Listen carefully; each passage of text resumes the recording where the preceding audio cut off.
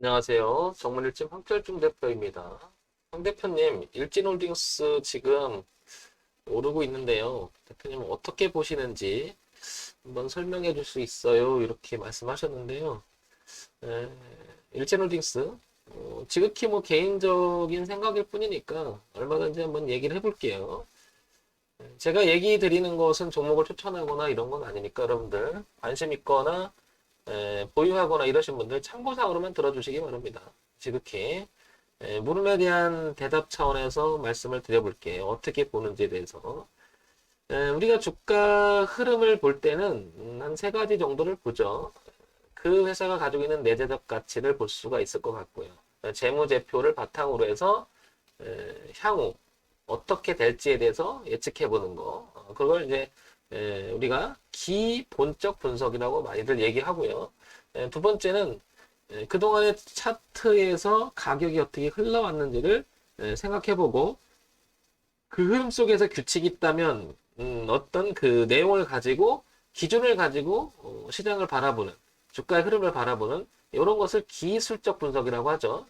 그 다음에 이슈가 되거나 또 뉴스가 나오거나 어떤 그 이 회사가 가지고 있는 정보에 대한 이야기 이걸 정보 분석이라고 하죠.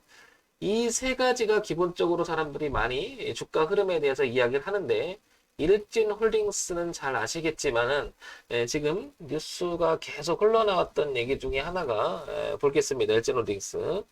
우리가 이제 정보라고 하죠. 이제 노출된 정보가 된 건데 일진 홀딩스 특징주 이렇게 나오죠. 아마 들어가신 것 같아요. 그래서 저한테 질문하신 것 같아서 어디까지 보는지 뭐 이런 거 묻으신 것 같은데 한번 얘기를 해볼게요. 7% 상승하고 57분 전이죠. 일진 하이솔루스 일반 청약 경제율 654대 1, 뭐 33종가 모았다고 하죠. 그 얘기가 계속 얘기가 나옵니다. 지금 계속 그 얘기가 나오죠. 시장에서는 자 이런 것들이 이제 노출된 정보라고 하죠. 우리가 노출된 정보. 하지만 노출되지 않은 또 정보가 있을 수가 있죠.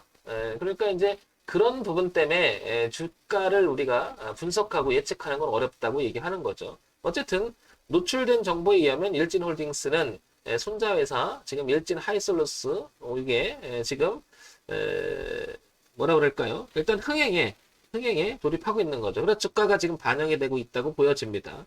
자, 그럼 향후 이 주가가 일시적 현상에서 멈출 것이냐, 앞으로 더 갈 것이냐를 또 생각해 보는 것은 차트 속에서 한번 생각해 볼 수도 또 있는 거죠. 그러니까 이 회사가 가지고 있는 기본적인 또 가치도 생각을 해봐야 되고, 그 다음에 차트 흐름도 생각해 봐야 되고, 어떤 지금처럼 정보 체계가 노출된 정보가 나와서 이 향후 주가는 어디까지 갈지, 그럼 지속적이 있는지, 이런 걸 생각해 보는 것이 우리가 분석이라고 하죠. 주가 분석이라고 하는데요. 근데 여기서 또 중요한 게 있죠. 대외 변수라고 하죠. 대외 변수.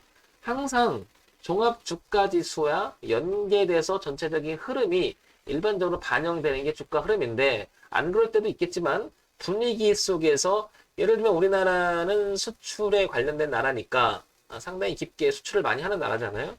무역을 많이 하기 때문에 반대로 말하면 환율이라고 하는 부분이 대외 변수로 작용하면서 또 주가에 영향을 줄 수도 있어요.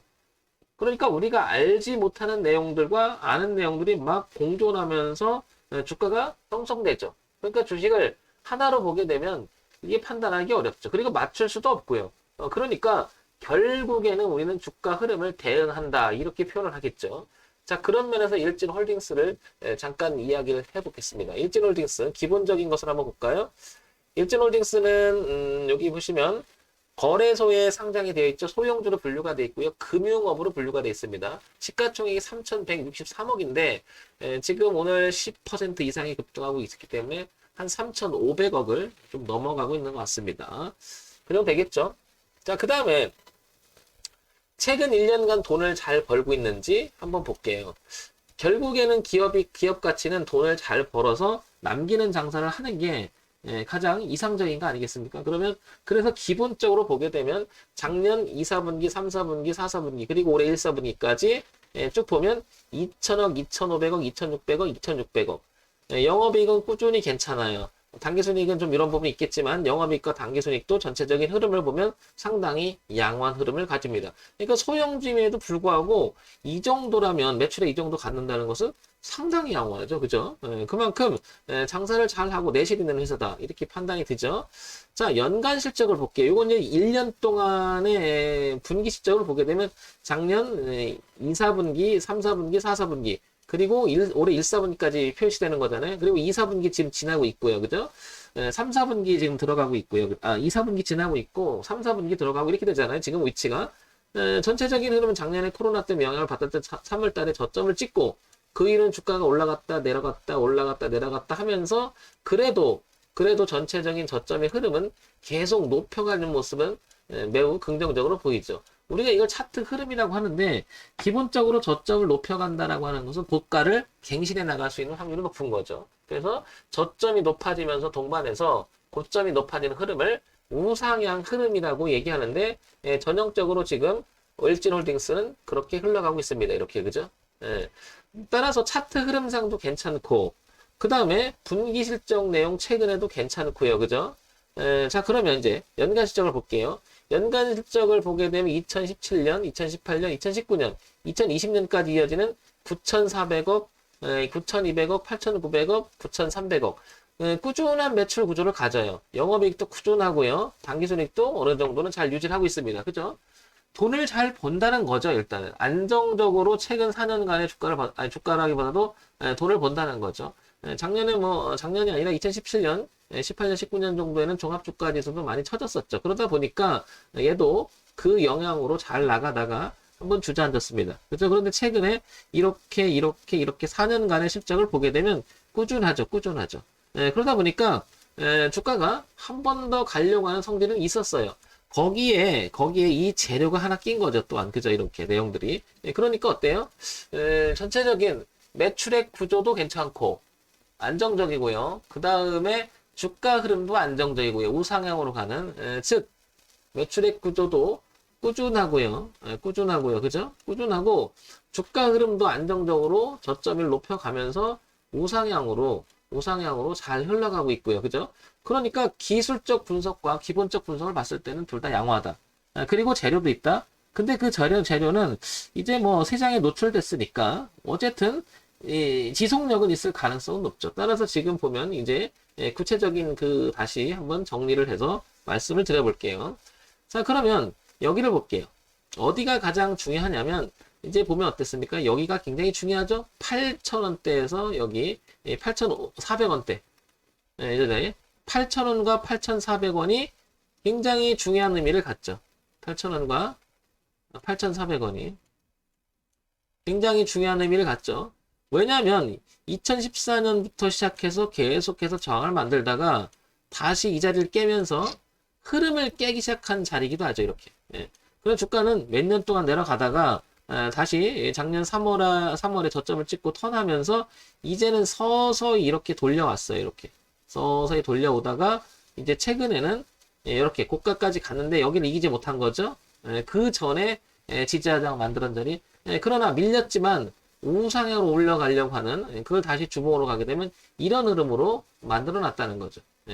그러면 얘가 이렇게 머리를 틀어서 이렇게 돌아간 시점이 이거잖아요.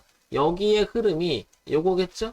요거 세네 달간의 흐름이 이거니까요. 그러니까 전체적 흐름을 봤을 때는 어떻습니까? 여기 5,000원이라고 하는 이 부분이 거래가 많이 됐죠. 최종적으로 이게 그 매물 저항이 매물 지지로 바뀌어놨기 때문에 어떻습니까? 얘는 올라갈 가능성은 훨씬 높아졌다. 따라서 일진홀딩스는 중장기적으로 봐도 10,000원 이상까지 보이는데 중간에 고비가 하나 있는 거죠. 어떤 고비냐면 여기 8,000원과 8,400원의 고비가 하나 있는 거죠. 여기 하나 있고 그 다음에 10,000원을 볼 수가 있겠죠. 그죠?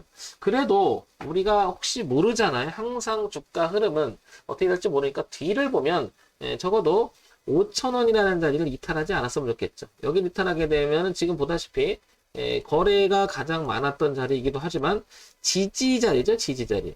여기를 깬다는 것은 누가 다 팔아먹고 나오거나 여기를 깬다는 건 흐름이 좋지 않을 가능성이 상당히 높죠.